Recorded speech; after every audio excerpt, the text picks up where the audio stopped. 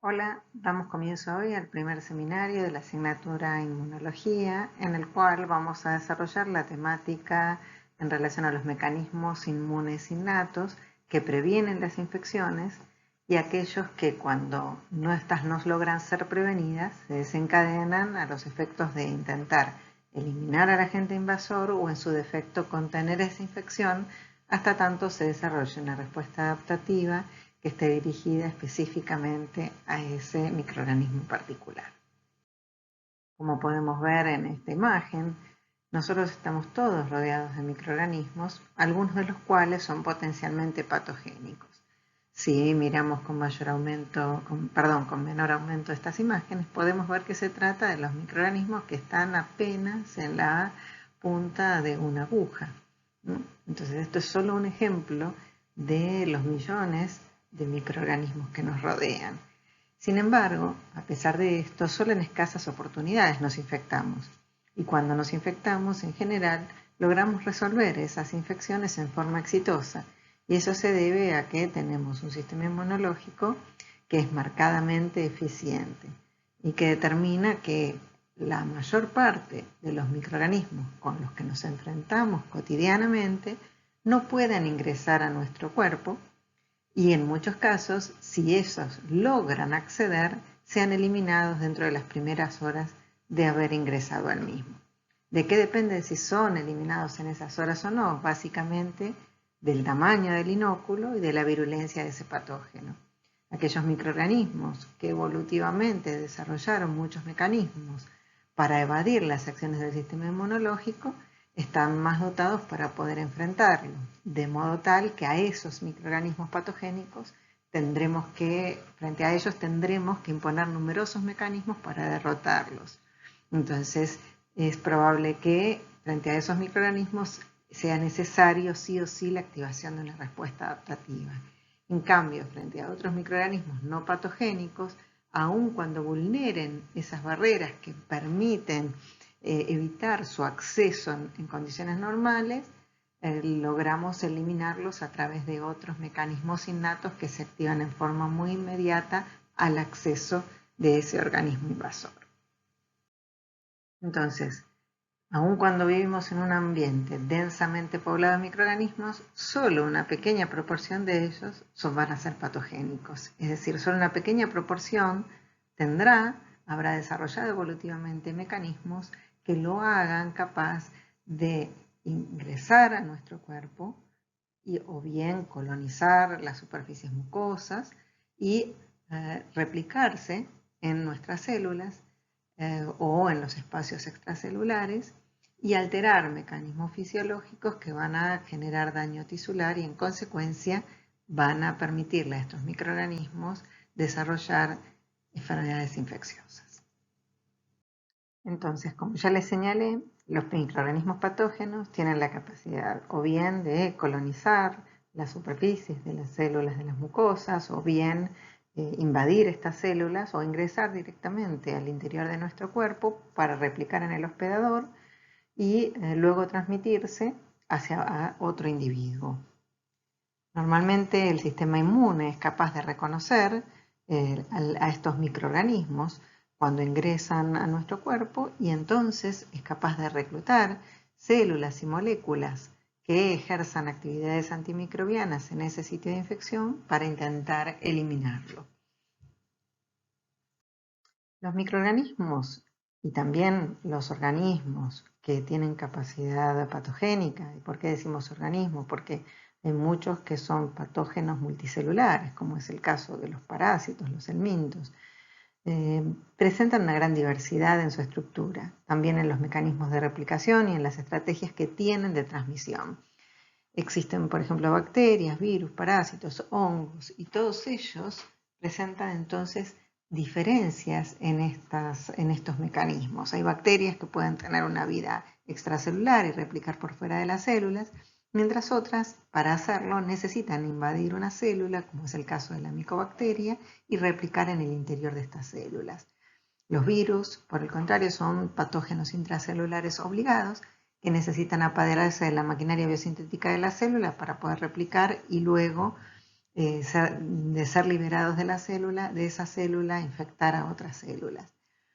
Los parásitos, en cambio, pueden ser de distintos tipos, los hay multicelulares y unicelulares, y algunos de ellos, como la teña que vemos en esta imagen, tienen dimensiones muy grandes que, por supuesto, para poder combatir a estos organismos se necesitarán de mecanismos muy diferentes a los que median la eliminación, por ejemplo, de una bacteria vida extracelular. Los hongos también son microorganismos que pueden tener ciclos de vida muy distintos y pueden al mismo tiempo ser unicelulares o multicelulares, y frente a los cuales se deberán activar diversas estrategias para poder eliminarlo y poder hacer frente a esta diversidad de estructuras y de ciclos de vida.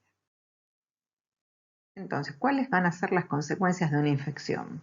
Básicamente van a depender de la capacidad de los microorganismos de evadir o resistir los mecanismos inmunológicos que les imponga el hospedador. Y eso va a depender de los mecanismos que evolutivamente ese microorganismo haya desarrollado para poder llevar a cabo esa función.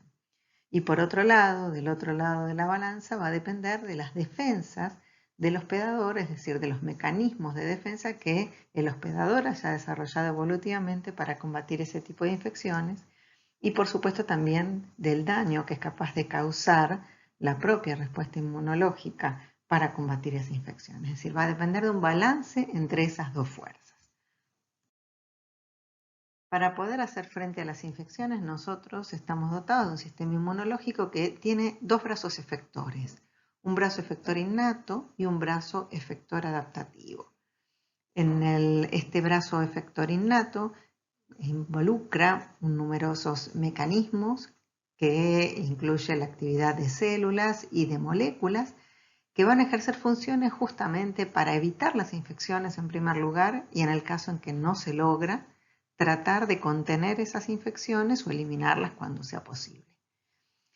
Sin embargo, en muchas ocasiones, los microorganismos han desarrollado evolutivamente numerosos mecanismos para evadir las acciones inmunes innatas, las acciones de ese brazo efector innato, y como consecuencia no es posible combatir o eliminar a ese microorganismo infectante. También dependerá del tamaño del inóculo y también la capacidad replicativa de ese microorganismo. Por lo tanto, frente a esos microorganismos, es necesario activar una respuesta adaptativa que involucra ese otro brazo efector del sistema inmunológico, el brazo efector adaptativo, que requerirá la participación de células como los linfocitos T y los linfocitos B, que poseen receptores en su superficie que reconocen estructuras moleculares que van a estar presentes exclusivamente en esos microorganismos, en ese microorganismo en particular que nos está infectando en ese momento. Entonces, esas células, conjuntamente con otros componentes solubles, participarán para intentar eliminar a ese microorganismo invasor. En la clase de hoy nos vamos a concentrar en las características que tienen esos mecanismos efectores innatos, ¿sí? Pero vamos a conversar también un poco más sobre cuáles son las células y factores solubles que intervienen en la respuesta inmune.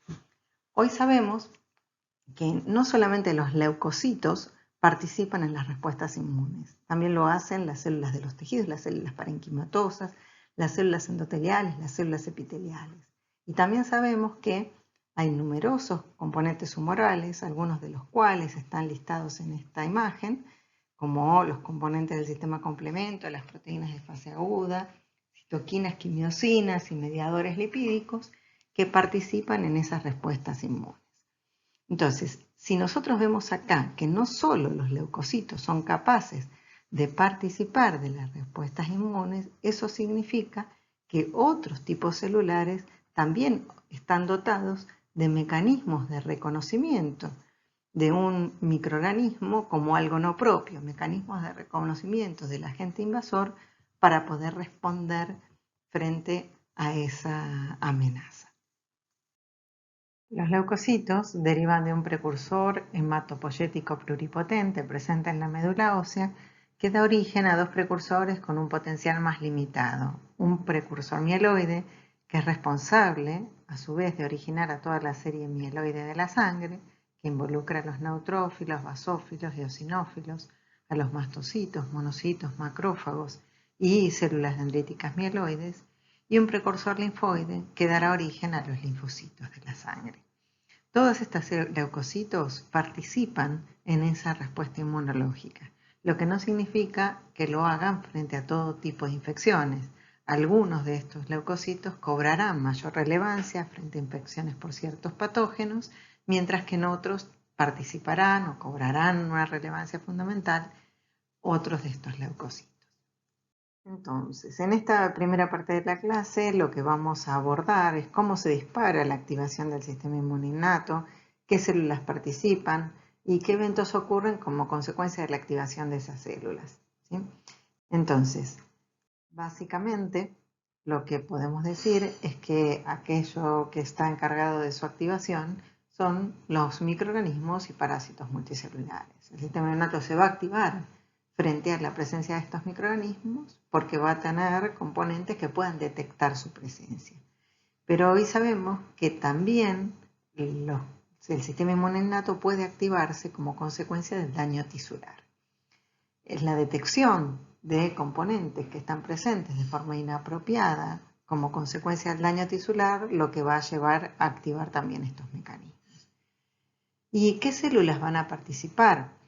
Diversos tipos celulares y también componentes humorales que van a intentar, como dijimos antes, evitar que en principio se infecte el individuo, si no lo logra eliminar al patógeno, si no lo logra contener la infección.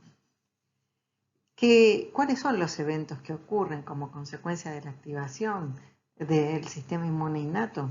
Básicamente, el evento más relevante que transcurre es la inflamación, cuyos signos cardinales ya los conocemos hace muchísimos años, que son el calor, dolor, tumor y rubor.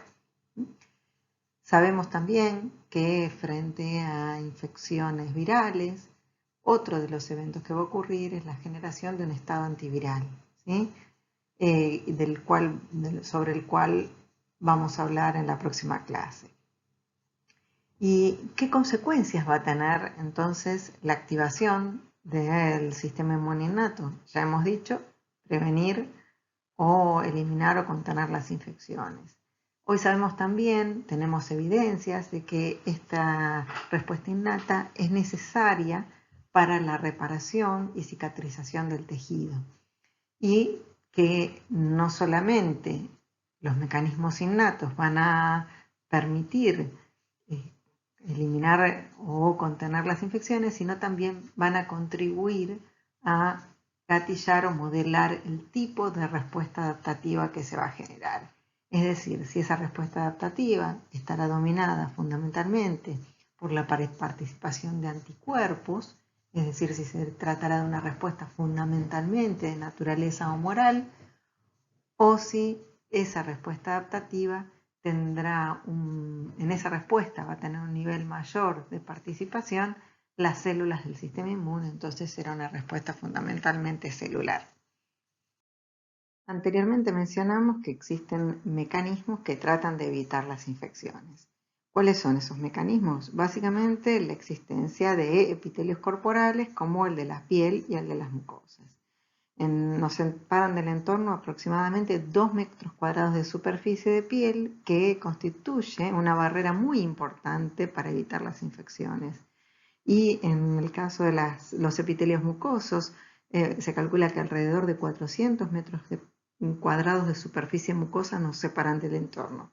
Vemos que esto constituye una barrera muy vulnerable al ingreso de microorganismos infecciosos si no fuera porque estuviesen estos epitelios dotados de mecanismos para evitar las infecciones. Por ejemplo, fuertes uniones intercelulares que evitan el pasaje de los microorganismos. Más allá de las fuertes uniones intracelulares, los distintos epitelios mucosos también están dotados de otros mecanismos para evitar las infecciones. Por ejemplo, la producción de moco, cuyo componente fundamental son glicoproteínas denominadas mucinas. Este moco puede variar en espesor dependiendo del epitelio de que se trate, siendo muy delgadito en las mucosas que están involucradas en el intercambio gaseoso, en el aparato respiratorio, pero muchísimo más gruesas, por ejemplo, a nivel del intestino. Y la función fundamental es bloquear el acceso de patógenos al epitelio. Impedir también que la interacción de moléculas que utilizan los microorganismos para interactuar con la cara luminal del epitelio. También las mucosas están dotadas de mecanismos químicos que intentan prevenir las infecciones, por ejemplo, a través de la producción de péptidos antimicrobianos que cumplen funciones antibióticas, o la producción de enzimas como la lisozima que degrada la pared celular bacteriana, o la producción de lactoferrina que secuestra hierro, un componente muy importante para la sobrevida de muchos microorganismos. Y también los epitelios están dotados de mecanismos físicos para prevenir la infección. Por ejemplo, en el caso de la mucosa intestinal, hay una regeneración de ese epitelio intestinal continua, prácticamente diariamente, 10 a las 11 células se van regenerando por día. O en otros casos, las oscilaciones ciliares a nivel del tracto respiratorio. Ustedes saben que existe una serie de cilias que su batido continuo permite barrer el moco con los microorganismos atrapados hacia la faringe, y luego a través de la deglución esos microorganismos por el pH ácido intestinal muchas veces son inactivados en el estómago. Perdón, el pH ácido estomacal. También en el caso de estas mucosas, por ejemplo, a nivel intestinal, los movimientos peristálticos del tracto gastrointestinal permiten la eliminación de los microorganismos atrapados. Además de esto, en las mucosas existe también la producción, se libera una inmunoglobulina secretoria, que si bien es un isotipo de anticuerpos que deviene de la activación de la inmunidad adaptativa, es importante mencionarla, aunque la vamos a ver también bastante más adelante, pero es un tipo de anticuerpo que va a cumplir funciones neutralizantes de los microorganismos, evitando que los microorganismos puedan tomar contacto con las superficies epiteliales. Además, en todos los epitelios están dotados de una flora normal que permite cumplir determinadas funciones que ahora vamos a señalar, y esa flora va a contribuir a evitar las infecciones y recibe el nombre de microbioma. Podemos ver en la siguiente imagen. ¿Sí? En todos los epitelios se observan una flora normal cuyas características, es decir, los microorganismos que la integran, varían dependiendo del epitelio de que se trate, pero todas tienen una flora que intentará competir con los patógenos por los nutrientes. A su vez, muchos de ellos producen moléculas antimicrobianas y metabolitos que van a afectar la sobrevida y la virulencia de los patógenos. Van a promover la producción de péptidos antimicrobianos por las propias células epiteliales y contribuirán también a reforzar las uniones entre células epiteliales. De este modo, esta flora es muy relevante justamente para tratar de evitar las infecciones. Y como vimos en la imagen anterior, también se encuentran en las mucosas inmunoglobulina como la inmunoglobulina A, que es un anticuerpo del cual vamos a hablar bastante más adelante, que también contribuirá a tratar de evitar que los microorganismos nos infecten. Ahora, ¿qué sucede cuando estas barreras primarias son vulneradas? ¿Qué pasa? ¿Qué les parece que va a pasar cuando, por ejemplo, se sufre una laceración en la piel, o cuando, por ejemplo, las mucosas son dañadas, o cuando nos cortamos con algo que está contaminado con microorganismos? Se va a poner en marcha un proceso infeccioso. El microorganismo va a empezar a replicar y el hospedador va a responder a la presencia de ese microorganismo. ¿Cuáles son los signos que vamos a experimentar cuando nos infectamos? Como consecuencia de esto, tumor, calor, rubor y dolor, que son los signos cardinales de la inflamación. ¿Y qué desencadena esos signos? La respuesta innata que se activa para contrarrestar esa infección. Justamente esa respuesta innata es la responsable de que experimentemos esos signos. ¿Y qué es la inflamación? Es una respuesta estereotipada que va a involucrar células y componentes humorales que se van a activar para tratar de restaurar la homeostasis cada vez que se ve afectada. ¿Cuándo se puede ver afectada la homeostasis? Puede verse afectada por una infección, en este caso el patógeno, un microorganismo está replicando y entonces altera la homeostasis, o en otros casos puede ser afectada como consecuencia de daño tisular estéril o como consecuencia de haber estado expuesto a radiaciones, ya sea a la radiación solar, a radiación gamma, a agentes físicos, agentes químicos. ¿Sí? Entonces, en todos esos casos que se altera la homeostasis, se va a activar un mecanismo inflamatorio para tratar de restaurarla. Entonces, vamos a ver qué características tiene esa respuesta innata que se desencadena para tratar de restaurar la homeostasis. Lo que vamos a ver, por ejemplo, en esta imagen, podemos ver que en esta parte ¿qué ocurre cuando un individuo sufre una infección como consecuencia de que se corta con una aguja que contiene microorganismos, y los microorganismos logran vulnerar esa primera barrera, la barrera epitelial del epitelio de la piel, y entonces llegan a la dermis y empiezan a replicar? En forma inmediata, lo que vamos a ver que tienen lugar ciertos eventos como son vasodilatación e incremento de la permeabilidad de los vasos, que es lo que vemos acá. ¿Sí? Al mismo tiempo vamos a ver que hay edema. ¿Qué quiere decir que hay edema? Quiere decir que está pasando líquido desde los vasos a ese tejido. Y otro de los acontecimientos que va a ocurrir es que va a haber reclutamiento de células a ese foco infeccioso. ¿Desde dónde vienen esas células? Vienen desde la sangre y entonces tienen que atravesar el endotelio de los vasos que irrigan ese tejido para luego llegar a ese foco de infección. Entonces, lo que vamos a tratar de ver ahora, con un poquito más de detalle, es qué acontecimientos en ese foco infeccioso son los responsables de que nosotros observemos estos efectos. ¿Sí? Son los responsables de estos eventos que detallamos. Y para poder entender esto, una de las primeras cosas que tenemos que entender es que aún en condiciones homeostáticas, en los tejidos ya hay presentes ciertas células y ciertas moléculas capaces de detectar la presencia del agente invasor.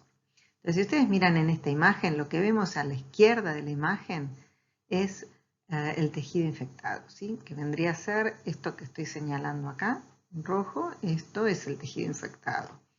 Por otra parte, tenemos el endotelio vascular y a la derecha lo que vemos corresponde a una vénula poscapilar. Entonces, lo que vemos es que en el tejido infectado, aún en ausencia de infección, hay, por ejemplo, macrófagos en ese tejido, como este que vemos acá, hay células dendríticas, hay también mastocitos y hay también numerosos componentes humorales, ¿sí? Existen componentes del complemento, como estos que vemos acá, y también hay anticuerpos, fundamentalmente de isotipo IgG, pero también puede haber algo en menor cantidad, porque es bastante grande, de anticuerpos de isotipo IgM, que son específicos para moléculas, para componentes, van a estar dirigidos contra componentes frente a los cuales el individuo estuvo previamente expuesto.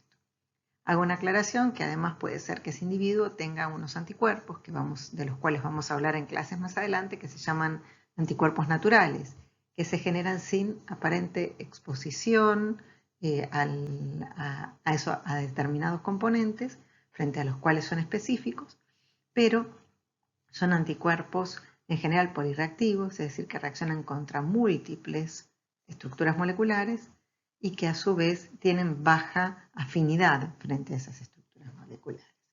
Pero ¿qué es lo importante en esta instancia? Es que sepamos que en los tejidos hay normalmente componentes del sistema inmune presentes, en baja cantidad. Entonces, cuando los patógenos vulneran las barreras naturales, esas células que ya están presentes en el tejido y esos componentes humorales son capaces de activarse en forma inmediata. Y obviamente, como van a ocurrir determinados acontecimientos en ese foco de infección, se va a afectar las características de las vénulas que irriga ese tejido, permitiendo el pasaje de mayor cantidad de componentes solubles y la llegada de nuevas células al foco infeccioso. Entonces, la primera pregunta que nos va a surgir es ¿cómo advierten las células de la inmunidad innata la presencia del organismo invasor o la ocurrencia del daño tisular? Entonces, para responder a esto, podemos decir que lo hacen a través de un conjunto de receptores que se los conoce con el nombre de receptores de reconocimiento de patrones, o vamos a llamarlo comúnmente en estas clases como RRP. ¿Qué es lo que reconocen los receptores de reconocimiento de patrones? Básicamente dos tipos de componentes. Uno, los llamados patrones moleculares asociados a patógenos, o PAMPs. Y en esto vale la aclaración que por razones históricas, cuando se propuso la existencia de estos receptores, se hipotetizó acerca de la existencia de estos receptores, se pensó que solamente estaban presentes en patógenos. Y hoy en día sabemos que no es así. Sabemos que microorganismos que no son patogénicos también tienen componentes que son reconocidos por los receptores de reconocimiento de patrones. Pero ese nombre ya ha sido acuñado y se ha establecido mucho en toda la comunidad científica y por lo tanto se los sigue llamando como patrones asociados a patógenos. Los RRP también reconocen patrones moleculares asociados a daño, es decir, moléculas que usualmente no están presentes, no están expuestas para ser reconocidas por las células del sistema inmune innato en condiciones homeostáticas. Pero cuando se altera la homeostasis y hay daño celular, por ejemplo, pueden ser liberados desde el interior de la célula componentes que normalmente están presentes adentro de estas. O, por ejemplo, componentes que se generan como consecuencia de la liberación de enzimas desde el interior de la célula que actúan, por ejemplo, sobre componentes de la matriz extracelular, liberando péptidos que adquieren la capacidad de comportarse como patrones moleculares asociados a daño. ¿Y qué características tienen estos patrones moleculares asociados a patógenos? Básicamente es que son patrimonio de los microorganismos, pero no de sus hospedadores, lo que significa que van a estar presentes en los microorganismos, pero no van a estar en nuestras células. Y eso es fundamental para que las células de la inmunidad innata logren discriminar lo propio de lo extraño. A su vez, son esenciales para la sobrevida o patogenicidad del microorganismo. Por lo tanto, van a ser mantenidos a lo largo de la evolución. Entonces, ustedes imaginarán que si las células de la inmunidad innata tienen que desarrollar mecanismos para reconocer como algo extraño un microorganismo, todo aquello que vayan a desarrollar a lo largo de la evolución va a ser aquello que se mantenga evolutivamente. Entonces, esos receptores van a estar dirigidos contra aquellos componentes que sean esenciales para la sobrevida o la patogenicidad de esos microorganismos. Y por último, son estructuras invariantes que son compartidas por clases enteras de microorganismos. ¿Qué significa esto? Que van a estar presentes en grupos muy grandes, no van a estar presentes únicamente en un microorganismo en particular, sino en grupos muy grandes. Un ejemplo de esto es, por ejemplo, el lipopolisacárido, que está presente en todas las bacterias gram negativas, en la superficie de todas las gram negativas, o bien el peptidoglicano, presente en las gram positivas, el ácido lipoteicoico, etc. Entonces, si miramos la superficie de una bacteria gram negativa, como es la que vemos en la parte izquierda de esta figura, en esta parte de acá que les estoy señalando con rojo, ¿sí? Vemos que el lipopolisacárido se encuentra presente en la parte superficial de la bacteria. Y como consecuencia de eso, si nos infecta una bacteria gram negativa, nuestras células, no solo algunos leucocitos, sino también muchas células parenquimatosas o células endoteliales o epiteliales podrán tener receptores capaces de reconocer a estos componentes que están presentes en la superficie de los microorganismos. En este caso particular, podrán tener, algunas de estas células van a tener receptores capaces de reconocer al LPS que va a estar en todas las gram negativas. O van a poder tener receptores que reconozcan el ácido teicoico o lipoteicoico de las gram positivas o el peptidoglicano de las mismas, como es este el caso. También hay los ácidos nucleicos microbianos, el ADN, el ARN, de bacterias y virus pueden ser reconocidos por receptores de reconocimiento de patrones. ¿Y qué características tienen los patrones moleculares asociados al daño? Bueno, como les dije antes, son moléculas que usualmente van a estar ocultas en el interior de la célula y que solo son liberadas por mecanismos de muerte que ocasionan la ruptura celular. Mecanismos de muerte, por ejemplo, como necrosis, aunque no es el único mecanismo que va a llevar a su liberación, como vamos a ver después. También pueden ser moléculas que están presentes usualmente en el interior de una organela, como puede ser la mitocondria, y que cuando hay estrés mitocondrial, hay daño mitocondrial, se liberan de la misma al citoplasma y pueden ser detectados por receptores de reconocimiento de patrones que se encuentran en el citoplasma. Y también pueden ser moléculas que en realidad en condiciones homeostáticas no están presentes en el organismo, pero que se generan como consecuencia de la fragmentación de componentes propios, por ejemplo de la matriz extracelular, producto de que al haber daño tisular se liberan enzimas que clivan a esos componentes de la matriz extracelular, generando, por ejemplo, péptidos capaces de activar a receptores de reconocimiento de patrones. Acá en la parte inferior de la diapo podemos ver algunos ejemplos de DAMPs, como por ejemplo los cristales de urato monosódico, que se forman a partir del ácido úrico. Normalmente el ácido úrico está presente en nuestro organismo a una concentración muy alta, casi saturante, y cuando la célula muere libera ácido úrico que se cree que en microambientes extracelulares muy ricos en sodio puede nuclearse formando cristales. Esos cristales entonces se transforman en componentes capaces de ser reconocidos por receptores de reconocimiento de patrones. Lo mismo ocurre con la molécula HMGB1, por ejemplo, que es una molécula que normalmente está ubicada en el núcleo de las células, pero si la célula muere por necrosis, esta HMGB1 puede ser liberada del medio extracelular y comportarse como un DAMP. Hay muchos ejemplos de este tipo. Ahora, ¿esos son los únicos receptores que utilizan las células de la inmunidad innata para reconocer una infección o el daño? No. Hay otros que también emplean, como por ejemplo los receptores para componentes del complemento activado y los receptores para el fragmento FCL-IgG. En el caso de los primeros, si miramos la parte izquierda de esta diapo, vemos en rojo una bacteria. Esa bacteria puede inducir la activación del sistema complemento y la activación del complemento va a llevar a que se depositen ciertos componentes en la superficie de la bacteria, por ejemplo el componente C3b que vemos acá en esta parte de la diapo. Entonces se dice que una vez que se deposita el C3b, la bacteria está opsonizada, por ejemplo, por el C3b del complemento, es decir, está preparada para la fagocitosis.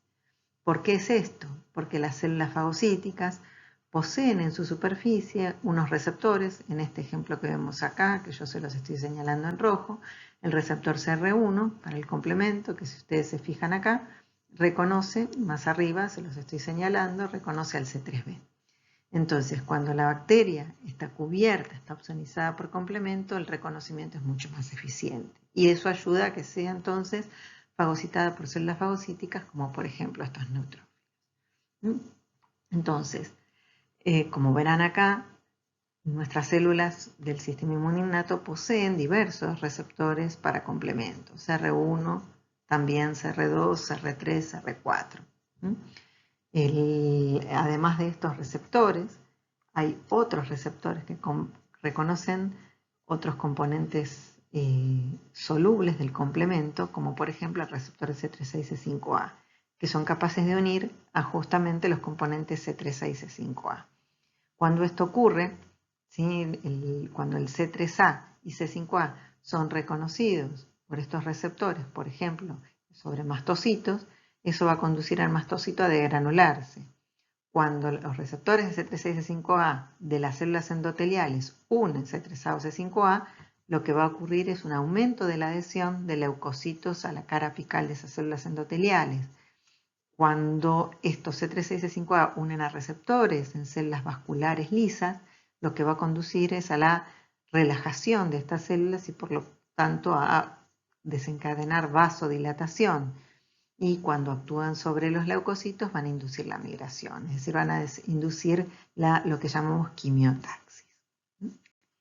Además de receptores, las células de la inmunidad innata también pueden tener receptores para el fragmento Fc de la IgG. ¿Y qué es este fragmento? Si ustedes se fijan acá, en la parte donde vemos en rojo una bacteria, ven que están rodeadas de anticuerpos. Bueno, esta parte que les señalo en rojo es la parte que se llama Fc de los anticuerpos. Las células de la inmunidad innata tienen receptores, estos amarillos que vemos en las imágenes, que los estoy señalando acá rodeados en rojo, que son receptores para la porción Fc de los anticuerpos, la mayor parte de los cuales unen a los anticuerpos solo cuando estos previamente se unieron a aquello para lo cual son específicos, en este caso alguna molécula en la superficie de una bacteria. Es decir, que estos receptores van a unir a esos anticuerpos cuando forman parte de un complejo inmune. Cuando esto ocurre, entonces, si la bacteria está rodeada, está recubierta por estos anticuerpos, se dice que está opsonizada y entonces es mucho más eficientemente fagocitada por células fagocíticas. Todo esto significa, lo que hemos venido viendo hasta acá, es que cuando un microorganismo invasor logra vulnerar las barreras primarias a la infección, las células de la inmunidad innata son capaces de reconocer su presencia porque tienen receptores capaces de poder identificar lo propio de lo extraño. Entonces, tanto las células epiteliales, como vemos acá, como las endoteliales, células parenquimatosas o los leucocitos que ya están presentes en el tejido, van a tener algún tipo de receptor de reconocimiento de patrones que les permita identificar a ese microorganismo invasor como algo extraño y entonces ejecutar funciones que alerten al resto del sistema inmunológico de la presencia de ese microorganismo invasor. Entonces, ¿qué va a pasar? Cuando el microorganismo sea reconocido a través de algunos de estos receptores, puede conducir a la activación de las células epiteliales, a la activación del sistema complemento, a la activación de mastocitos, de macrófagos, de linfocitos inmunes innatos que estén en ese tejido, puede conducir al reclutamiento de nuevos leucocitos de la sangre, activar células dendríticas mieloides, etc. Entonces, en conjunto, todas estas respuestas van a propender a eliminar a ese agente invasor y restaurar la homeostasis. Entonces, veamos ahora, con un poquito de detenimiento, qué acontecimientos pueden ocurrir como consecuencia de la presencia de este microorganismo en ese tejido. Entonces, supongamos acá lo que antes teníamos señalado con un rayito, que es lo que ven acá en la parte inferior izquierda de la diapo, equivale a unos microorganismos invasores en este caso, ¿sí? Entonces, ese microorganismo invasor, supongamos que logró acceder al tejido, vulneró las barreras primarias y logró acceder al tejido. Una de las cosas, uno de los acontecimientos que puede ocurrir como consecuencia de eso es que se activa el sistema complemento, que uno de cuyos componentes es este verde que tenemos acá, que es por ejemplo el componente C3, que como dijimos antes ya está presente en bajas cantidades en espacios intersticiales. La activación del complemento va a conducir a producir ciertos acontecimientos. Uno de ellos puede ser que aumente el reconocimiento mediado por complemento, porque como vimos antes, componentes del complemento se pueden asociar a la superficie del microorganismo y opsonizarlo para que sea más eficientemente fagocitado. La activación del complemento puede llevar también a la generación de anafilotoxinas, como los componentes C3A y C5A, y puede también conducir a la activación, a la generación de un complejo que se llama complejo de ataque de membrana, complejo de ataque lítico, que se puede formar en la superficie del microorganismo invasor, provocando la muerte de ese microorganismo. Entonces, veamos un poquito con más detenimiento cómo ocurren estos acontecimientos. Como vemos en esta imagen, el complemento puede activarse por 3 vías diferentes: la vía alterna o vía alternativa, la vía de las lectinas y la vía clásica. La activación de la vía alterna es consecuencia de que normalmente hay uno de los componentes del complemento, que es el C3, que sufre en condiciones normales hidrólisis espontánea. Entonces tiene un enlace que se cliva espontáneamente y hace que este componente rápidamente, si no se pega a una superficie celular, se inactive. En general, si nosotros no estamos infectados y esos componentes se adhieren a la superficie de una de nuestras células tienen diversos componentes que regulan y que evitan la activación justamente del sistema complemento en ausencia de infección sobre nuestras propias células. Entonces, estos componentes, ¿sí?, del sistema complemento, algunos son componentes que están presentes sobre las propias células y otros son componentes solubles, evitan que el complemento se active en ausencia de infección sobre nuestras células. Ahora, si la activación del C3 hace que se pegotee a la superficie de una bacteria, como es el caso que vemos acá, ¿sí?, entonces eso va a conducir a la activación del resto de la cascada del complemento por esta vía que llamamos vía alterna. La vía de las lectinas, que es esta que tenemos descrita acá en el medio, normalmente se activa usualmente a las 24 o 48 horas posteriores al inicio de un proceso infeccioso. Y las razones por las cuales se activa en ese momento las vamos a ver en un rato, pero básicamente es porque estas lectinas son producidas por el hígado recién con posterioridad al inicio del proceso infeccioso. La otra vía por la cual se puede activar el complemento es la vía clásica, y para que se active se necesita de la formación de complejos antígeno-anticuerpo. ¿Qué quiere decir? En este caso que estamos ejemplificándolo con esta infección bacteriana, se necesitan que el individuo produzca anticuerpos que sean capaces de reconocer algo que esté presente en la superficie bacteriana, a la cual se unen y forman un complejo inmune. Y eso permite que el primer componente del complemento se una a los anticuerpos que ya están unidos a la bacteria, formando parte de ese complejo inmune, para que se gatille el resto de la vía. En una primoinfección, usualmente no tenemos anticuerpos específicos frente a componentes de esa bacteria que nos está infectando por primera vez. Como consecuencia de eso, usualmente la vía clásica no se va a activar en una primoinfección, aunque existen excepciones, porque como hablamos antes, pueden existir anticuerpos naturales que se generan sin aparente exposición previa a un microorganismo y que pueden estar presentes y gatillar la activación del complemento por vía clásica. Ahora, independientemente de cuál sea la vía por la cual se activa el sistema complemento, lo importante es comprender que las tres vías van a llevar a la generación de un complejo enzimático que se va a llamar convertasa de C3, que es esto que vemos acá.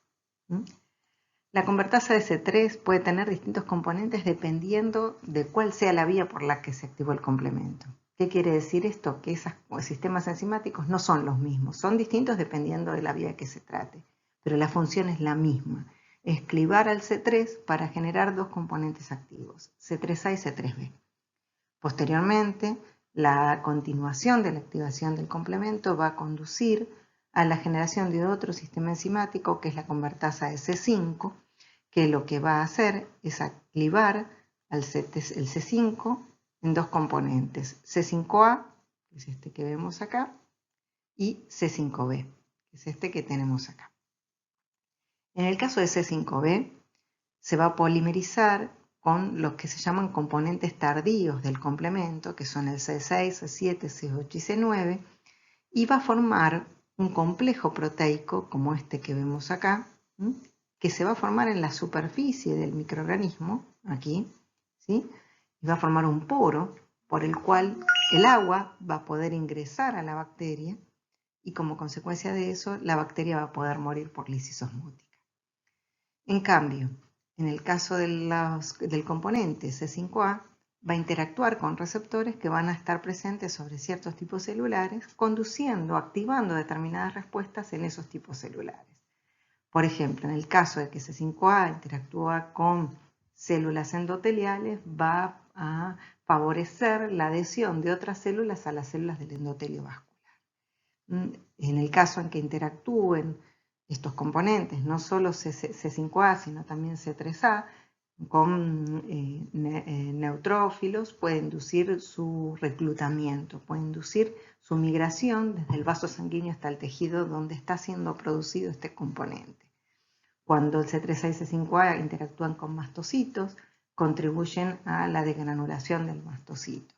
Cuando actúan sobre las células vasculares lisas, van a conducir a su relajación y eso va a llevar a que ese vaso experimente dilatación. Y por otra parte, van a contribuir también a la adhesión plaquetaria, la adhesión de plaquetas, por ejemplo, al endotelio vascular. Entonces, esto significa que cuando se activa el complemento y se generan C3A y C5A, estos componentes van a poder actuar, por ejemplo, sobre los mastocitos, induciendo su degranulación. Y cuando el mastocito se degranula, cosa que también puede ocurrir a veces porque el mastocito reconoce a través de receptores de reconocimiento de patrones a los microorganismos, pero eso va a ocurrir con mucha menor eficiencia, es decir, la degranulación como consecuencia de ese reconocimiento va a ser menos eficiente, el mastocito se va a degranular y va a liberar sus componentes bioactivos, entre los cuales uno de los más relevantes es la histamina. Y esta histamina va a contribuir a un aumento de la permeabilidad vascular, es decir, de la capacidad del pasaje de líquido entre las células endoteliales, pasaje de agua desde el plasma al espacio intersticial, y también va a contribuir a la vasodilatación. La acción de la histamina sobre las propias células endoteliales va a hacer que las células endoteliales comiencen a expresar en su cara apical moléculas que favorecen la adhesión de leucocitos al endotelio vascular. Entonces, normalmente, los leucocitos usualmente circulan en la corriente axial en un flujo laminar, en el vaso sanguíneo.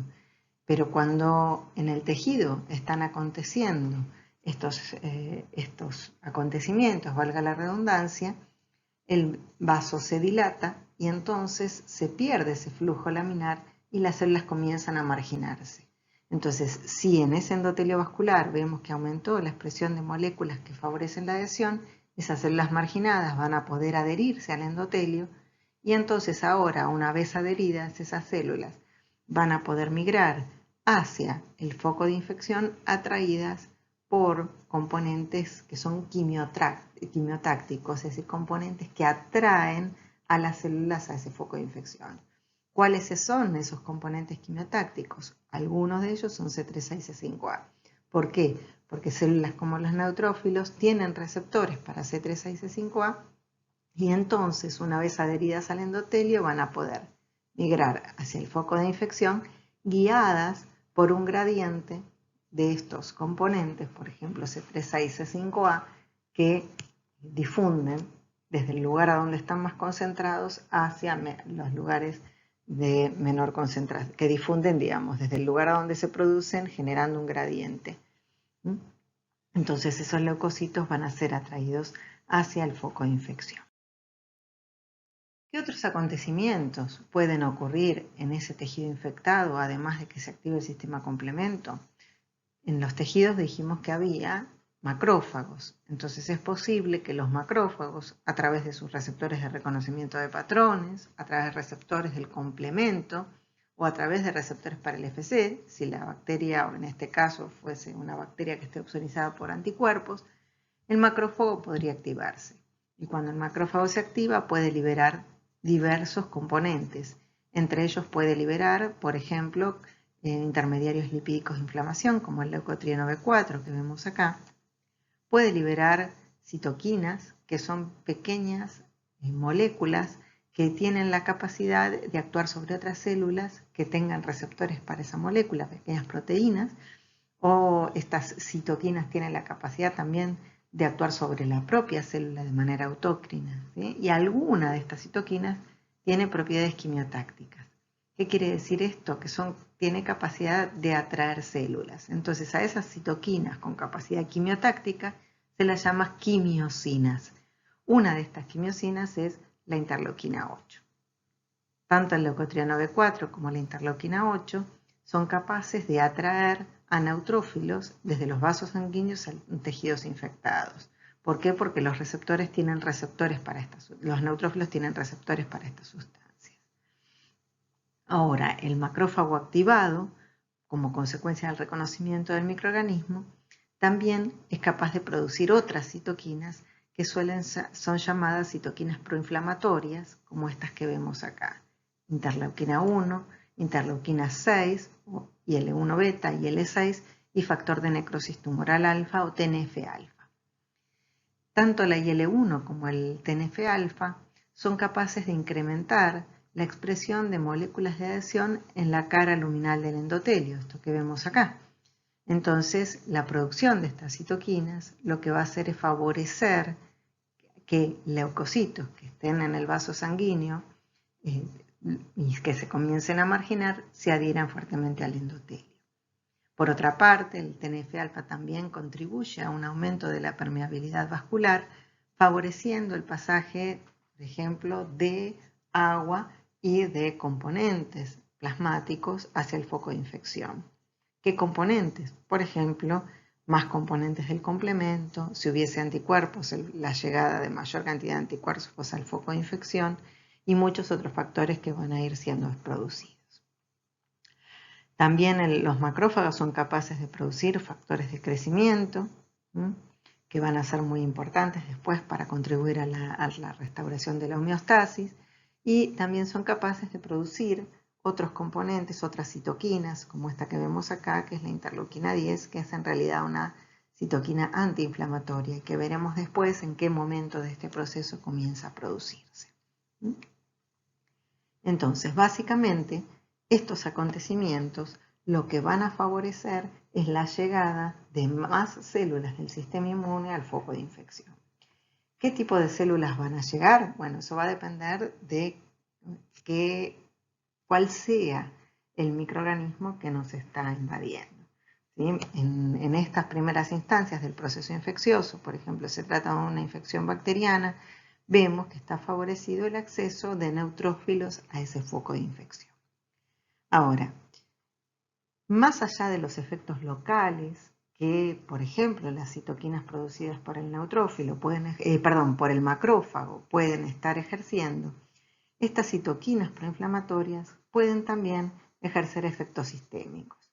¿Qué quiere decir esto? Quiere decir que son producidas en tan altas cantidades que logran pasar a la sangre y alcanzar altas concentraciones plasmáticas. Y entonces pueden impactar sobre otros tejidos, además de impactar en el propio foco de infección. Entonces pueden actuar a distancia. Y en ese sentido, lo que vemos en esta imagen es que la IL-1, IL-6 y TNF, esas citoquinas proinflamatorias de las que hablamos, al pasar a la sangre van a poder actuar sobre el hígado, lo vemos acá, y van a hacer que el hígado deje de sintetizar proteínas homeostáticas para pasar a sintetizar proteínas que van a tratar de solventar esa emergencia. Y entonces van a empezar a producir una serie de proteínas que se llaman proteínas de fase aguda, entre las cuales algunas de ellas son la proteína C reactiva, esta que vemos acá, y la lectina de unión amanosa. Estas dos son moléculas que van a alcanzar altas concentraciones plasmáticas y luego van a poder acceder al foco de infección. ¿Cómo llegan a ese foco de infección? ¿De qué manera lo hacen? Recuerden que en ese foco de infección, en el tejido, ¿sí? en los vasos que irrigan ese tejido, existe un aumento de la permeabilidad vascular. Entonces va a estar favorecido el pasaje de la proteína C reactiva plasmática y de la lectina de unión amanosa plasmática. Y entonces va a poder acceder a ese foco de infección. Si ustedes recuerdan, hace un rato, cuando hablamos de las vías de activación del complemento, dijimos que una de las vías era la vía de las lectinas, una de las vías por las cuales se podía activar el complemento, era la vía de las lectinas. Bueno, justamente esa vía se va a activar cuando hay suficiente cantidad de lectina unión amanosa en ese foco de infección que llega como consecuencia de que los hepatocitos empezaron a producir esta lectina. Yo les dije en ese momento que usualmente la vía de las lectinas se activaba recién entre 24 y 48 horas posteriores al inicio del proceso infeccioso. La razón de esto es justamente que para que la lectina de unión amanosa pudiese llegar al foco de infección para poder activar al complemento, era necesario previamente que se activaran los macrófagos del tejido, se sintetizaran la IL-1, IL-6 y TNF, que éstas pudieran actuar sobre el hígado, que el hígado comenzara a producir en cantidades importantes esta lectina, que esta lectina fuese volcada a la sangre y de esa manera pudiese llegar al foco de infección. Todo eso demanda bastante tiempo, 24-48 horas. La proteína C reactiva también es capaz de inducir la activación del sistema complemento, pero en este caso induce la activación por otra vía, que es por la vía clásica. Aunque la activación del complemento por proteína C reactiva no logra concluir hasta su fase final. Pero volvamos a estas citoquinas proinflamatorias y L1 y L6 y TNF. ¿Qué otras cosas, sobre qué otros tejidos pueden impactar? Pueden impactar a nivel de la médula ósea, promoviendo la movilización de neutrófilos. Eso va a llevar a aumentar la cantidad de neutrófilos en sangre periférica que puedan acceder a los focos de infección atraídos por los quimiotractantes que son liberados en el foco de infección. Y también estas citoquinas proinflamatorias pueden actuar a nivel del sistema nervioso central y van a contribuir al reseteo del termostato hipotalámico, provocando un aumento de la temperatura corporal, es decir, induciendo fiebre. La fiebre va a contribuir a disminuir la replicación microbiana y va a contribuir a generar varios efectos tendientes a potenciar las acciones microbicidas del organismo. Pero bueno, volviendo a nuestro foco de infección, nosotros dijimos que había numerosos quimiotractantes que podían ser producidos en ese foco. ¿Sí? Por los componentes del complemento activado C3, 6 y 5A podían generar un gradiente de concentración de ese componente desde el sitio donde están más concentrados, donde van difundiendo y generando ese gradiente. Los macrófagos activados podían producir leucotrieno B4, podían producir la quimiosina interleuquina 8 y también los propios componentes, ciertos componentes bacterianos, por ejemplo, si se trata de una infección bacteriana, pueden transformarse en componentes quimiotácticos. Es así, por ejemplo, los péptidos formilados que son generados por degradación de las proteínas bacterianas. Si ustedes recuerdan, la síntesis proteica en bacterias se inicia en formilmetionina. Por lo tanto, si las bacterias liberan proteínas que pueden ser clivadas en el espacio extracelular o la bacteria muere y libera sus componentes y las proteínas se degradan, se pueden generar péptidos que tienen formilmetionina en su extremo y como, por ejemplo, los neutrófilos tienen receptores para péptidos formilados, eso se va a transformar en un quimiotractante de este tipo celular. Entonces, si en el foco de infección se están generando todos los componentes que dijimos, que acá están ejemplificados con estos puntitos de colores que vemos, que son quimiotácticos para los neutrófilos, y están más concentrados en una zona más cercana a donde está el microorganismo y menos concentrados en el vaso sanguíneo, entonces los neutrófilos adheridos al endotelio, en este caso, van a acceder al foco de infección atraídos por esta sustancia.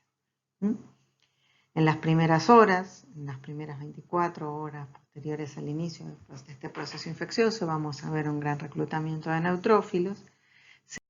Unas 24 o 48 horas posteriores al inicio de ese proceso infeccioso, se van a reclutar en ese foco de infección monocitos, los cuales en el tejido, producto de las citoquinas producidas en el mismo y también de factores de crecimiento, se van a diferenciar a macrófagos. Y en este caso vale hacer la salvedad de que en los tejidos normalmente existe un pool de macrófagos residentes que en realidad se alojaron allí, provienen de precursores, progenitores del hígado fetal que colonizaron el tejido en forma muy temprana durante el desarrollo embrionario y dieron origen en ese momento a poblaciones de macrófagos que hoy sabemos que se mantienen por proliferación homeostática en esos tejidos. Esas poblaciones estables adquieren ciertos nombres, se los conoce con ciertos nombres en algunos tejidos, no en todos, por ejemplo, osteoclastos en el hueso, microglía en el sistema nervioso, macrófagos alveolares en pulmón, células de Kupffer en hígado, etc. Y en muchos otros tejidos no tienen un nombre en particular. Ahora, más allá de la existencia de esos macrófagos, a esos mismos tejidos se pueden reclutar monocitos durante los procesos infecciosos. Y esos monocitos van a diferenciarse a macrófagos que van a ser indistinguibles de aquellos que están usualmente residentes en ese tejido.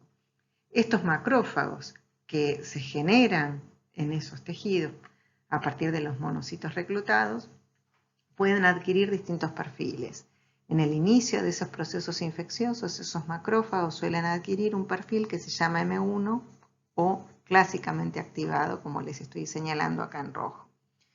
Y se diferencian a esos perfiles producto fundamentalmente de la presencia de citoquinas proinflamatorias en ese foco.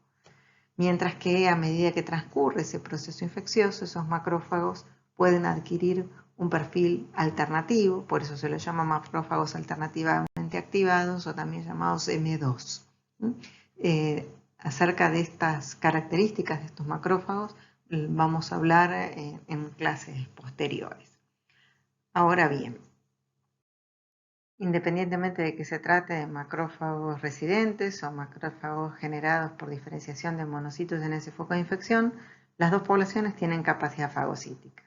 Y también tienen capacidad fagocítica los neutrófilos que son reclutados a ese foco de infección. Ahora, volviendo al foco de infección del que estábamos hablando, ustedes se preguntarán por qué razón tenemos que reclutar a esa cantidad de células, a nuevas células, nuevos neutrófilos de ese foco de infección y nuevos monocitos de ese foco de infección, si en realidad ya había macrófagos residentes en ese tejido.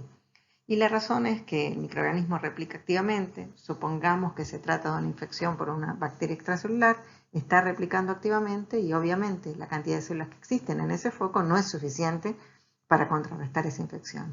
Entonces es necesario convocar a una enorme cantidad de células especializadas en funciones microbicidas, con funciones microbicidas para poder eliminar ese agente invasor. Estas células que van a tener esa función van a ser mayoritariamente los neutrófilos, que van a ser convocados en un número muy grande al foco de infección para poder, en principio, eliminar ese microorganismo, intentar eliminar ese microorganismo a través de distintos mecanismos. Uno de esos mecanismos es la fagocitosis. Entonces, ¿cómo lo hacen?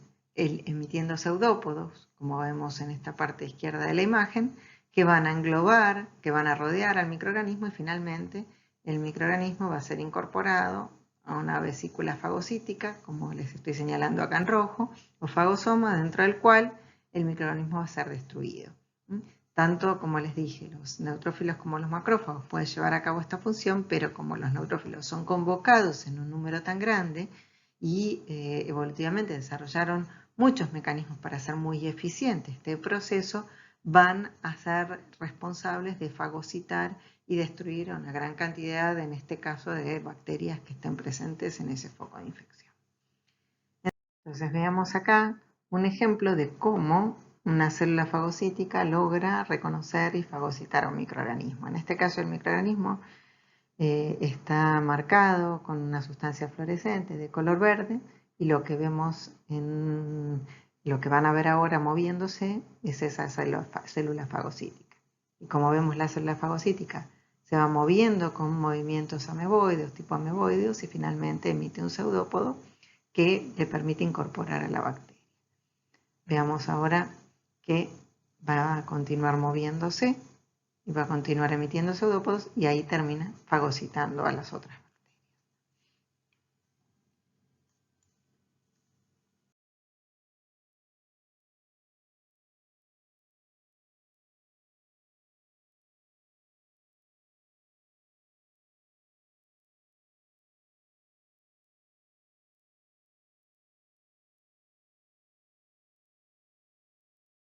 Entonces, una vez que el microorganismo es fagocitado, en el interior del fagosoma puede ser destruido a través de distintos mecanismos microbicidas.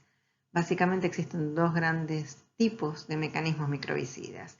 Aquellos que involucran al oxígeno molecular, es decir, que involucran la generación de componentes que oxidan componentes claves para el ciclo de vida del microorganismo, y a esos mecanismos se los llama mecanismos oxígeno dependientes, que lo tenemos descrito por acá abajo. Involucran, por ejemplo, la producción de anión superóxido, peróxido de hidrógeno, hipoclorito. Sabemos que el peróxido de hidrógeno no es más que agua oxigenada y el hipoclorito es el componente activo de la lavandina que todos nosotros usamos en nuestros hogares para inactivar microorganismos. También cloraminas, que son oxidantes de larga vida media con una alta permeabilidad en las membranas lipídicas. Y otros mecanismos microbicidas que se pueden poner en marcha son los que no involucran al oxígeno e involucran la participación de enzimas que degradan componentes bacterianos, componentes microbianos, como por ejemplo la lisozima, que degrada pared celular bacteriana, serinproteasas, que degradan proteínas muy importantes para sostener la supervivencia del microorganismo, y también péptidos antimicrobianos que tienen funciones como las de péptidos antibióticos que desestabilizan las superficies microbianas. Ahora, estos mecanismos microbicidas, ¿dónde tienen lugar? ¿En dónde están ocurriendo? Entonces veamos por ejemplo en este neutrófilo que está fagocitando, en este caso una bacteria que está opsonizada por anticuerpos y por complemento. Una vez que la bacteria es fagocitada, es incorporada a un fagosoma, que es este que vemos acá, les estoy señalando en rojo, ¿sí? Entonces, en el interior del fagosoma es donde la bacteria va a ser sometida a la acción de estos mecanismos microbicidas oxígeno independientes y oxígeno dependientes. En el caso de los oxígeno independientes, esos mecanismos microbicidas se van a activar porque el neutrófilo posee gránulos lisosomales, como este caso que vemos acá, gránulos azurófilos, que contienen en su interior una serie de enzimas y proteínas con acción antimicrobiana. Entonces, cuando los gránulos se fusionan a la membrana del fagosoma, como vemos acá, liberan el contenido al interior del fagosoma, y entre ellos liberan entonces a todas esas enzimas antimicrobicidas, y esas van a actuar sobre el microorganismo que ha sido fagocitado. Por ejemplo, si una de esas enzimas era la lisozima, va a degradar pared celular bacteriana. Otras enzimas, como proteasas como las serinproteasas, van a degradar componentes vitales, componentes clave del microorganismo.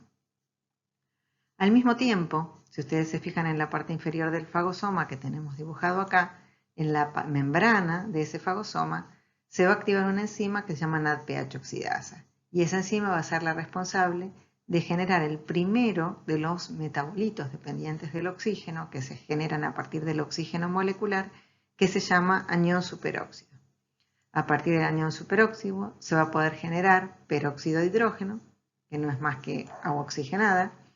A partir del agua oxigenada se va a poder generar hipoclorito, componente activo de la lavandina. Fíjense que en el interior de nuestras células, en el interior de nuestros fagosomas, se están generando componentes que nosotros usualmente utilizamos para inactivar microorganismos en nuestros hogares. Bueno, en este caso se están generando en el interior de un fagosoma. A partir del hipoclorito se pueden generar también otras especies reactivas del oxígeno, como las cloraminas, que son oxidantes de larga vida media, que son capaces de atravesar las membranas lipídicas de los microorganismos y entonces inactivar componentes críticos del microorganismo. De esta manera, el microorganismo es destruido en el interior del fagosoma.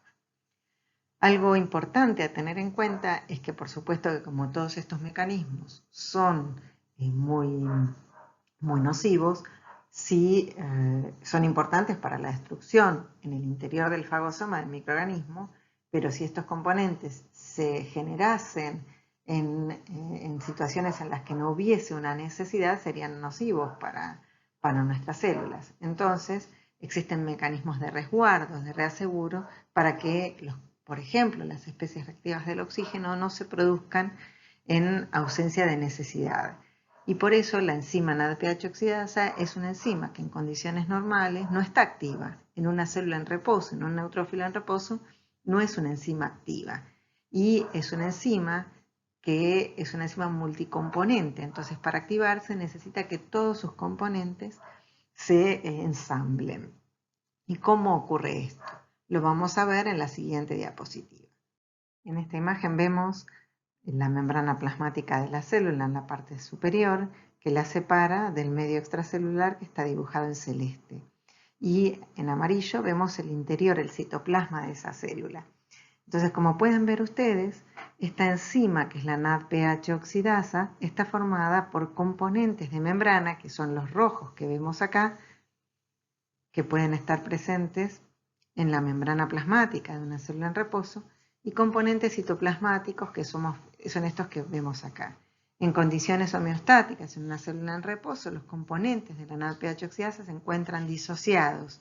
Ahora, cuando un neutrófilo, por ejemplo, fagocita un microorganismo, una bacteria como esta que vemos acá, entonces el neutrófilo es alertado de que se está fagocitando un microorganismo porque se lo está reconociendo a través de receptores de reconocimiento de patrones, receptores de complemento, etc.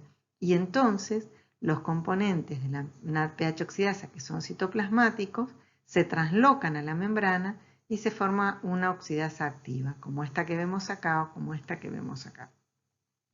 Como la membrana plasmática es la que se invagina para formar ese fagosoma, entonces la NADPH oxidasa se forma en la membrana del fagosoma y los componentes, el primer componente, que es el anión superóxido, es el primero que se forma, se va a formar hacia el interior del fagosoma y todos los otros de especies derivadas del oxígeno se van a generar allí y van a actuar sobre el microorganismo, provocando la oxidación de componentes críticos para la sobrevida de ese microorganismo. Independientemente de la fagocitosis, hoy sabemos que los microorganismos también pueden ser atrapados y eliminados extracelularmente. ¿Y cómo ocurre esto? A través de un mecanismo de muerte extracelular que es el atrapamiento y muerte por trampas extracelulares liberadas por los neutrófilos. A estas trampas se las suele llamar NETs, es el acrónimo en inglés, y están formadas por cromatina, es decir, por el ADN asociado a las histonas del núcleo celular, conjuntamente con proteínas antimicrobianas que están pegadas a ese ADN, a esa cromatina. Estas NETs suelen ser liberadas en la mayor parte de los casos cuando el neutrófilo se encuentra con un microorganismo y este neutrófilo se activa y sufre un mecanismo de muerte que se llama netosis. A través de este mecanismo, el ADN, la cromatina, se distiende, la envoltura nuclear desaparece, como podemos ver en esta parte de la diapositiva, y entonces, una vez que la envoltura nuclear desaparece y las proteínas de los gránulos se asocian a la cromatina, finalmente la célula estalla y libera la cromatina con sus componentes antimicrobianos, con los componentes celulares antimicrobianos asociados.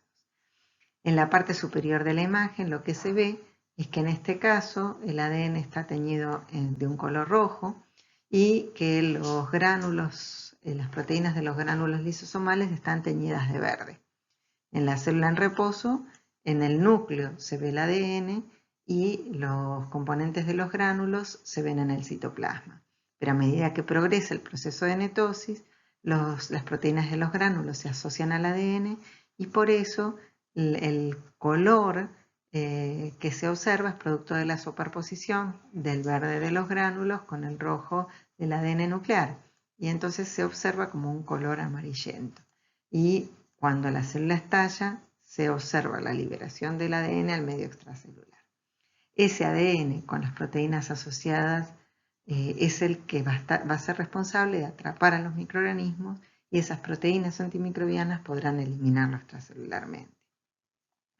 Hoy sabemos que estas NETs pueden producirse en respuesta a bacterias, virus, hongos y parásitos y que actúan como una red de contención.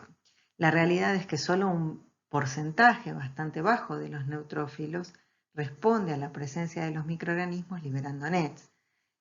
Por ejemplo, frente a una infección bacteriana, la mayor parte de los neutrófilos van a fagocitar al microorganismo, pero va a haber una proporción de estos neutrófilos que van a morir por netosis liberando las NETs y evitando la dispersión del microorganismo.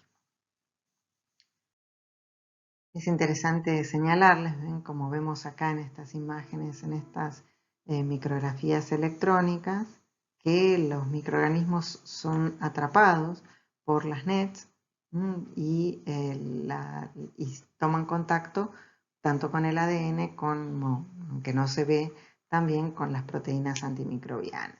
Durante muchísimos años, más de 50 años, los patólogos veían ADN en las preparaciones microscópicas y también durante 50 años se supo que las histonas tenían propiedades antimicrobianas, pero la verdad es que no se entendía la razón por la cual podían ejercer esta acción antimicrobiana en alguna instancia. Hasta que en el año 2004, dos investigadores trabajando en Alemania, Brinkmann y Sitchinski, descubrieron justamente que los neutrófilos eran capaces de morir por este mecanismo de netosis, liberando estas trampas extracelulares que podían poner en contacto a las histonas con los microorganismos y éstas ejercer sus acciones antimicrobianas. Y demostrando además que ese ADN que veían los patólogos no se trataba de un artefacto de la técnica de preparación de la muestra, sino de un mecanismo activo de muerte de los neutrófilos. En este video van a ver que se pusieron en contacto en un laboratorio células de neutrófilos de sangre periférica humana purificados de la sangre que fueron marcados con un colorante fluorescente que penetra en las células vivas y que tiñe su ADN de color verde como vemos acá. En este preparado, además, en el medio extracelular se encuentra otro colorante que en este momento es invisible, que también tiñe ADN, pero que es impermeable en las células vivas y solo es capaz de penetrar cuando las células sufren una alteración en la membrana plasmática y permite el pasaje del colorante, o bien cuando la célula directamente se rompe y se libera el ADN. Entonces, como van a poder ver, cuando active el video, las células como están activadas, se mueven activamente, pero finalmente su núcleo va a empezar a sufrir ciertos acontecimientos, como este que vemos acá, que se van a distender, el núcleo va a ocupar todo el tamaño celular y finalmente la célula va a estallar y lo notamos porque se tiñen con el colorante para ADN que era impermeable a las células y el ADN se libera. Este es en el laboratorio una reproducción de un proceso de netosis que ocurre in vivo y que también ha sido demostrado a través de videomicroscopía en animales de laboratorio. Pero volvamos a nuestro foco de infección. Nosotros dijimos que en el foco de infección se habían reclutado en las primeras instancias neutrófilos en grandes cantidades a ese foco y que posteriormente podían reclutarse monocitos que se diferenciaban a macrófagos y también dijimos que en el tejido podían existir macrófagos residentes y que estas células tenían capacidad fagocítica. Más allá de sus capacidades fagocíticas, estas células también tienen capacidad de liberar numerosos mediadores, en especial los macrófagos. Los neutrófilos tienen capacidad de liberar ciertas citoquinas y ciertos mediadores de inflamación, pero en las cantidades en que lo hacen y la variedad en que lo producen es mucho menor que la del macrófago. El macrófago, a diferencia de eso, produce grandes cantidades de citoquinas y quimiosinas y una gran variedad de ellos, además de factores de crecimiento, como tenemos acá esquematizado en esta imagen. Ahora, el tipo de citoquinas y factores que libera el macrófago va a variar dependiendo de los receptores que indujeron su activación. Y esto también va a variar dependiendo de la instancia de la respuesta inmune de que se trate. Por ejemplo, estuvimos diciendo hasta ahora que si se trataba de una infección por una bacteria de naturaleza de vida extracelular, el macrófago iba a producir una gran cantidad de citoquinas proinflamatorias como IL-1, IL-6 y TNF. Pero a medida que transcurre la respuesta y la bacteria va siendo eliminada, y en ese foco de infección van muriéndose los neutrófilos que fueron reclutados, el macrófago va a fagocitar a esas células muertas y va a comenzar a producir otro tipo de mediadores que van a intentar contribuir a la restauración de la homeostasis del tejido. Ahora bien, más allá de las células de las que vinimos hablando en ese foco de infección, existen en los tejidos ciertos otros tipos de células residentes que también contribuyen a alertar al sistema inmune de la presencia de ese microorganismo invasor. Y estas células se llaman linfocitos inmunes innatos, que son capaces de responder a ciertas citoquinas que son producidas tempranamente en los procesos infecciosos por las células sensoras innatas. Y lo que van a hacer es amplificar la respuesta a través de la liberación de ciertas otras citoquinas efectoras. Vamos a ver de qué se trata y vamos a poner un ejemplo.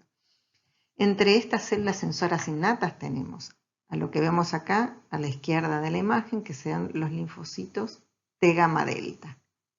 Son estos que vemos acá. Y por otro lado tenemos tres tipos de células linfoides innatas. Las del grupo 1, que es esta que vemos acá, las del grupo 2 y las del grupo 3. Ellas van a responder a citoquinas producidas en el entorno, en el tejido infectado. Si en el tejido infectado se están produciendo porque el microorganismo fue reconocido por ciertas células, por ejemplo, por macrófagos del tejido que liberaron ciertas citoquinas, o fueron reconocidas por células del tejido que liberaron ciertas citoquinas, entonces esas citoquinas pueden impactar sobre estas células linfoides innatas, haciendo que ellas respondan de determinada forma. ¿Cuáles son estas células linfoides innatas? Dentro del grupo 1 están incluidas las células NK y los linfocitos inmunes innatos de tipo 1. Después tenemos las células linfoides innatas de grupo 2 y de grupo 3. Entonces estas células, cuando se activan por esas citoquinas, van a producir otras citoquinas y van a contribuir a amplificar la respuesta contra distintos patógenos.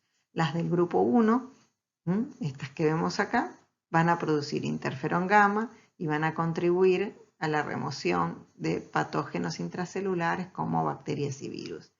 Las del grupo 2 van a producir otras citoquinas, IL-13 e IL-15, y van a contribuir a la eliminación del mintos, que son gusanos.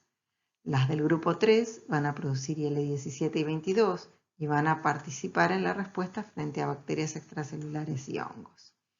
Pero veamos cómo lo hacen. Busquemos un ejemplo. Supongamos que en el foco de infección está transcurriendo una infección por una bacteria extracelular. En este caso, las células del foco, pueden ser, por ejemplo, macrófagos tisulares o células dendríticas, van a responder produciendo citoquinas como la interleuquina 1 beta y la interleuquina 23. Estas citoquinas van a impactar sobre las células linfoides del grupo 3 y entonces van a hacer que estas células liberen interleuquina 17 e interleuquina 22. La interleuquina 17 va a estimular la producción de quimiosinas que recluten neutrófilos. Y la 22 va a estimular la producción de péptidos antimicrobianos por las células epiteliales. Entonces, si se reclutan neutrófilos al foco de infección y al mismo tiempo si las células epiteliales producen péptidos antimicrobianos, entonces esto va a estar amplificando los mecanismos de defensa frente a la bacteria infectante. ¿Por qué? Porque va a hacer que aumente la cantidad de células que tengan capacidad de defendernos frente a las mismas. Si en lugar de tratarse de una infección bacteriana se tratase de una infección viral, se van a reclutar al foco infeccioso células NK, que son estas que vemos acá, y van a cumplir como función, entre otras cosas, de matar a las células infectadas por el virus.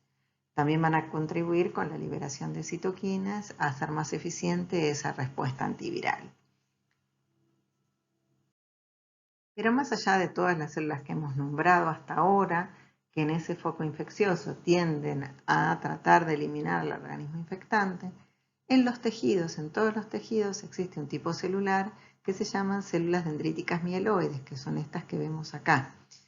Y estas células tienen una gran capacidad endocítica, una gran capacidad fagocítica, y por lo tanto son capaces de fagocitar microorganismos, endocitar sus componentes y tienen una gran capacidad de producir citoquinas.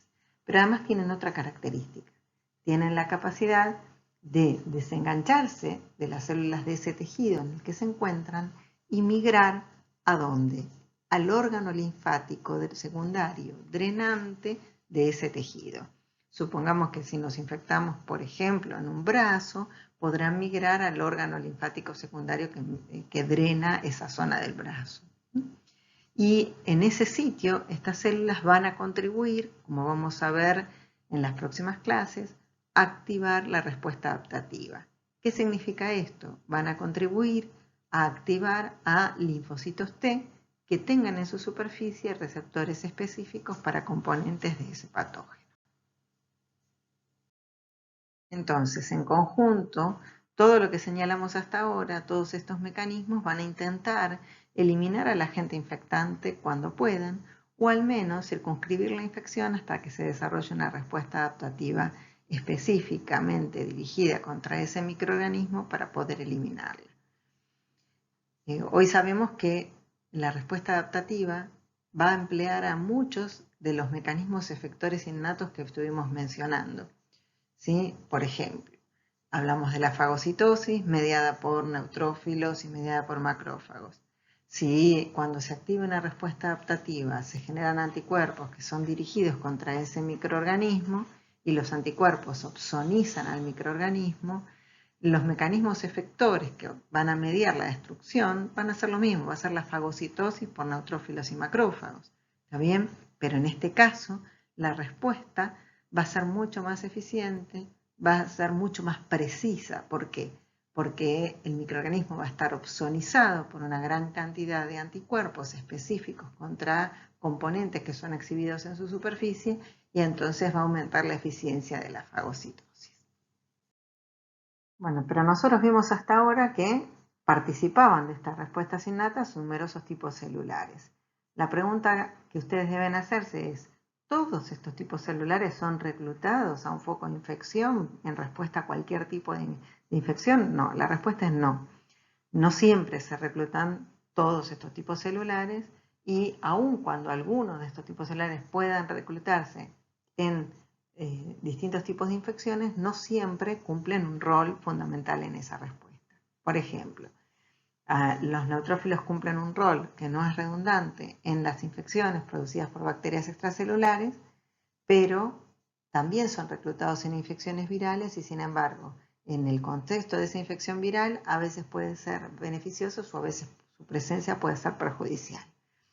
En el caso de las infecciones virales, por ejemplo, se van a reclutar a esos focos de infección células NK y va a ser muy importante ese reclutamiento, o también en respuesta a patógenos intracelulares, pero estas células no van a ser reclutadas en una infección por una bacteria extracelular.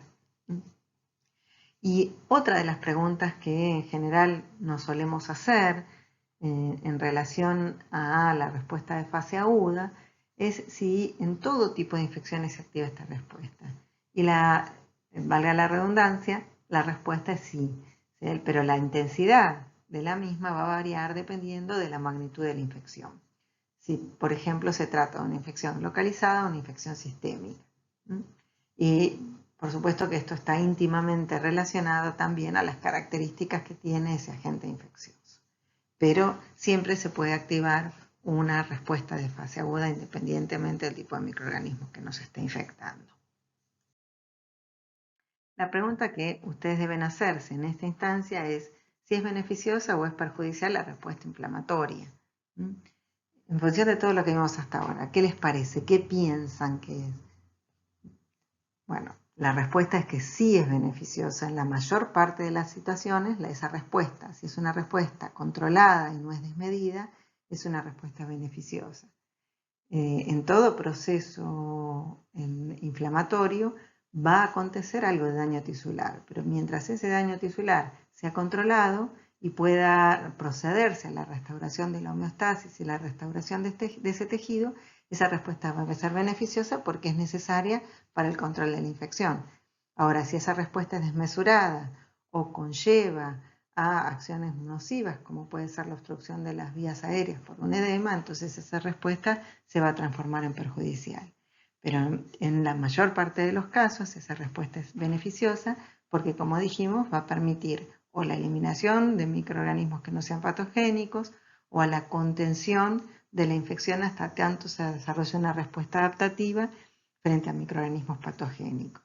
También va a permitir incrementar el aporte de oxígeno para asistir a la demanda metabólica incrementada de las células que van a defenderse frente a ese invasor, va a permitir la llegada de componentes de los microorganismos a los órganos linfáticos secundarios para activar la respuesta adaptativa, va a permitir la migración de esas células dendríticas a los órganos linfáticos secundarios para que se active la respuesta adaptativa, y va a permitir justamente la dilución de toxinas que se puedan estar produciendo en ese foco de infección. Entonces, esa respuesta inflamatoria va a ser beneficiosa en la medida en que sea controlada. Y para terminar, es importante señalar que en realidad los microorganismos a lo largo de la evolución van desarrollando mecanismos para evadir la acción que le impone el sistema inmunológico. Y por supuesto que nuestro sistema inmune va evolucionando para desarrollar nuevos mecanismos para tratar de contrarrestar las infecciones.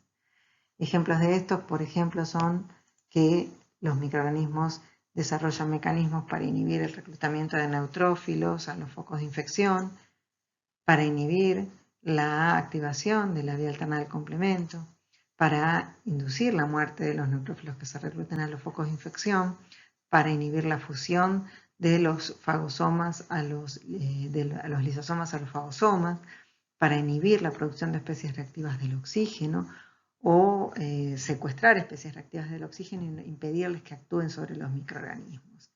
De modo tal que normalmente las consecuencias de un proceso infeccioso, como dijimos al principio, van a depender de los mecanismos inmunes que le imponga el hospedador y de los mecanismos que se han desarrollado evolutivamente los microorganismos para evadir la acción del sistema inmunológico. Entonces, estamos continuamente lidiando una batalla evolutiva con los microorganismos. Afortunadamente, frente a muchos microorganismos, aun cuando existan estos mecanismos de evasión, estos mecanismos no son 100% eficientes y logramos contrarrestarlos a través de mecanismos inmunes redundantes. El problema se presenta en aquellos pacientes que presentan deficiencias inmunológicas y en los cuales, frente a algunos microorganismos, esos mecanismos redundantes no son suficientes para combatirlos.